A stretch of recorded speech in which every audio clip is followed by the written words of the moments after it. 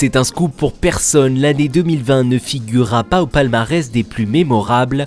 Et pour oublier, quoi de mieux que se remettre en selle en retrouvant la forme? Mais comment s'y prendre? On vous a posé la question. Rester avec les amis, les personnes que l'on aime. Trouver le temps de faire les choses qui nous font plaisir. Essayer de s'évader, on a de la chance d'être dans un bel environnement. Je marche beaucoup. Moi j'aime bien aller courir sur la corniche là, qui est juste derrière, c'est assez agréable. Marcher, courir, bouger, c'est un bon début de réponse et ce n'est pas Elodie qui dira le contraire. Pouvoir bouger régulièrement, de se lever de son canapé, de sortir, s'aérer, de marcher, feront que vous vous sentirez beaucoup mieux physiquement et mentalement.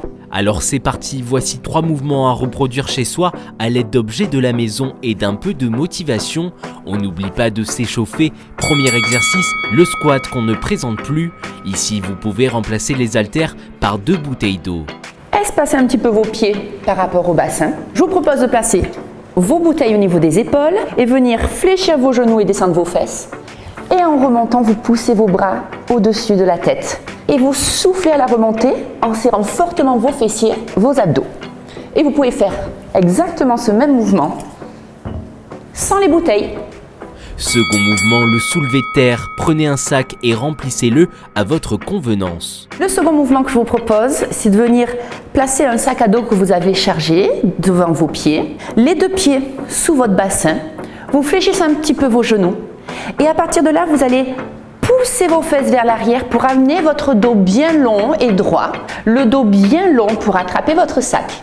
Et vous remontez en serrant très fort les fessiers. On fléchit, on pousse un peu les fesses, on s'incline et on remonte. Comme si vous aviez une planche en bois qui était collée au niveau de votre dos. Et à la remontée, vous poussez très fort dans les talons et vous serrez très fort les fessiers. Troisième et dernier mouvement, le gainage à bien exécuter pour éviter de se faire mal. Vous allez venir vous allonger sur le ventre, placez ensuite vos coudes sous les épaules, les avant-bras et les mains bien à plat dans le sol et retroussez vos orteils. Pour commencer, je peux vous proposer de rester sur les genoux, d'accord? Rentrez fortement le ventre et venez soulever les fesses en gardant les genoux au sol. Si vous êtes un peu plus habitué, ou ce qui vous permet aussi de progresser au fil des jours et des semaines, c'est de venir tendre peut-être une jambe ou les 2 jambes. Et à partir de là, vous allez contracter très fortement les cuisses, les fessiers. Repoussez activement le sol avec vos avant-bras. À partir de là, vous allez pousser activement les talons vers l'arrière. Contractez vos cuisses et vos fessiers. Contractez entre les omoplates et sous les aisselles. Respirez bien par le nez et par la bouche. Et vous êtes ici en une longue planche solide et forte. Pour chaque exercice, faites 30 secondes de travail suivi de 30 secondes de récupération et on n'oublie pas les étirements. Après l'effort, un peu de réconfort. Bien manger. Bien manger. Manger correctement. Je cuisine beaucoup, je fais beaucoup de pâtisseries. Mais bien manger, ça s'apprend. On fait le point avec Régine qui nous donne quelques clés pour retrouver une alimentation saine et se faire plaisir. Alors premier conseil, ne vous privez pas. Une des phrases, on va dire, un petit peu bateau de la diététique, mais elle est tellement vraie, c'est manger un peu de tout. Ne pas se priver. Mangez de tout et n'hésitez pas à privilégier les produits frais. Les produits frais, fruits, légumes vont être plus riches en vitamine C. La vitamine C, c'est une vitamine anti-infectieuse, antioxydante, riche aussi en caroténoïdes. Donc tout ça, ce sont des éléments qui sont intéressants. Ils ont la cote en ce moment, alors pourquoi supprimer les plats préparés? Choisissez-les plutôt en fonction de leur Nutri-Score. Le Nutri-Score, c'est le petit logo que vous avez sur les plats cuisinés. Et disons, à catégorie de plats équivalente, vous allez plutôt privilégier celui qui va avoir la meilleure note sur le Nutri-Score. N'oubliez pas les protéines. Les protéines, c'est le support de l'immunité, donc ne diminuez pas trop vos apports en protéines. Il y a des alternatives par le biais des céréales, de la consommation des céréales et des légumes secs pour avoir des protéines végétales, mais de bonne qualité biologique. Et dernier conseil, le grignotage, il vaut mieux éviter. Les grignotages, on parle toujours de produits sucrés, mais en fait, les produits, avant d'être sucrés, souvent, ils sont gras. Des graisses saturées qui ne sont pas très intéressantes. Et puis, les grignotages salés, les chips, tout ce qu'on peut trouver là qui, certes, peut sembler sympathiques quand on les mange, mais qui sont un petit peu moins sympathiques sur le plan de la santé.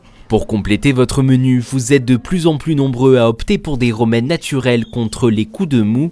Et ça tombe bien, dans l'herboristerie du Père Blaise à Marseille, les plantes sont à la base de toutes les cures. Des épices, des huiles, des tisanes pour détoxifier et même un champignon pour booster ses défenses immunitaires. L'hiver, c'est quand même une période de système immunitaire fatigué, surtout en période 2020-2021. Donc nous, ce qu'on fabrique dans notre laboratoire, il y a un préparateur qui fabrique à la main des gélules qui s'appellent des gélules défense. Donc dedans, vous avez un champignon qui pousse au Costa Rica et qui est originaire du Japon et qui s'appelle le shiitake. Donc c'est un champignon qui permet d'augmenter le système immunitaire, mais surtout de le rééduquer pour qu'il soit plus compétent. Il y a aussi dedans du lapacho et de la griffe du chat qui permet aussi d'entretenir le système immunitaire. Et c'est 2 gélules le matin et 1 gélule le midi. Et la cure, c'est 1 mois. Et pour s'apaiser l'esprit en cette période troublée, on finit par une méthode tout aussi naturelle, la sophrologie. Avec Soline, on apprend à se relaxer et à gérer son anxiété. Alors que vous soyez assis, debout ou allongé, prenez 3 grandes et profondes respirations. Avant de débuter la séance, on prépare le corps à se relaxer. On peut commencer les yeux fermés à scanner tout le corps en commençant par la tête. Donc tout le crâne, la tête, le visage, et on visualise en même temps, on prend conscience des sourcils, des yeux, du nez. Tiens, comment est la forme de mon nez, mes oreilles, comment elles sont, comme si on voulait redécouvrir ça à nouveau, et jusqu'aux pieds. Une fois qu'on a fait ce scan corporel progressif musculairement, on revient les 2 mains sur les jambes, même posture, les yeux toujours fermés. Je propose de faire une programmation d'une journée idéale. Chaque instant, depuis le réveil jusqu'au coucher, avec tous les détails qui vont avec. Donc comment je me réveille, comment je m'étire, quelle est ma première pensée du matin, ma première action par exemple. Est-ce que je me réveille, est-ce que je vois le plafond en me réveillant, est-ce que je vois le visage de l'être aimé ou de mon chat ou que sais-je. Et ça permet de vivre une journée du lendemain que je programmerai peut-être de manière positive, enjouée, bénéfique, qui me fera du bien, porteuse en tout cas pour moi. Voilà donc quelques pistes pour retrouver la forme, alors soyez créatifs et faites-vous plaisir.